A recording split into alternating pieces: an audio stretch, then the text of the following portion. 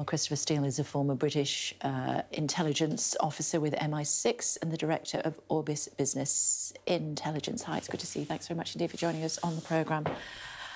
We're seeing more and more drone attacks in Ukraine and also heading over to Moscow. Saw a couple of those on the outskirts yesterday morning. They say it was Ukraine. Who do you think it was? I think it probably was Ukraine. I think these are rather symbolic attacks to, if you like, remind the Russian people that they're in a war and that they are potentially vulnerable to this sort of thing. But I don't think they're significant in any military sense. OK, and as far as the drone attacks on Crimea and nightly, it would appear at the moment, on Kiev. Yes, I mean, I think Russia's almost abandoned the idea of winning this war militarily in any conventional sense. And it's using up all its stocks of missiles and so on in order to put other sorts of pressure.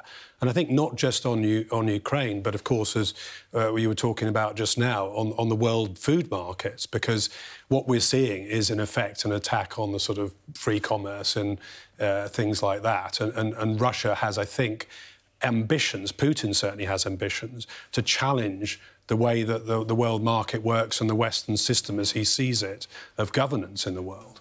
And it depends who I'm speaking to as to their view, but, you know, the grain would primarily be being used to help those that need it most in places like Africa. African leaders, up until now, Putin has been able to count mostly on their support. Why is he doing it then?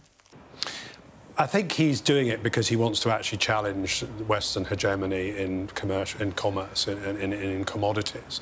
I think he thinks he's got the Chinese on side. Now, interestingly, a lot of that grain does go to Africa, but actually the biggest part of it goes to China, and it's used often as feed for pigs and so on in China, which apparently are politically significant. If you don't have pork in China, the government is very unpopular. So it's a slight mystery why China hasn't been more vocal about it, given that it's the main beneficiary of the grain exports from Ukraine. But there are obviously all sorts of other things in play here, other factors. Although China has been critical of Russia in this regard, hasn't it? It's been quite critical, but I think the Russians rather think that that's perfunctory and that they actually may be able to build some new commodity market with Chinese support. Don't forget, Russia itself is actually the largest exporter of grain in the world. We are hearing that F-16s are now ready, or some F-16s are in place, almost, not quite, for the Ukrainians to use. Is that a game changer?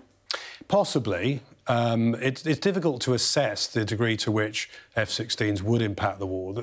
What is interesting about this war, I think, is that it's changed, as wars often do, the sort of notion of what matters and what counts in a war, what can change the game in the war. And drones, this has been a drone war, effectively. So far, yeah. What about cluster munitions, just starting to use those?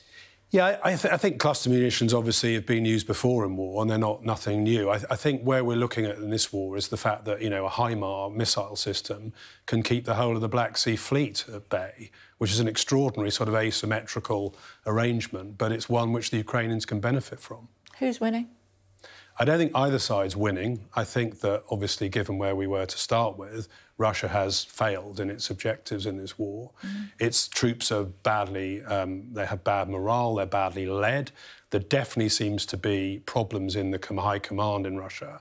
A number of the best generals are speaking out against the supplies and so on to the war effort. That is really significant, I think. And it indicates a much deeper problem within the Russian high command, that we're not seeing those divisions within Ukraine. This war could go on for years. It could do, yes. Mr. Steele, it's good to see you. Thank you very much.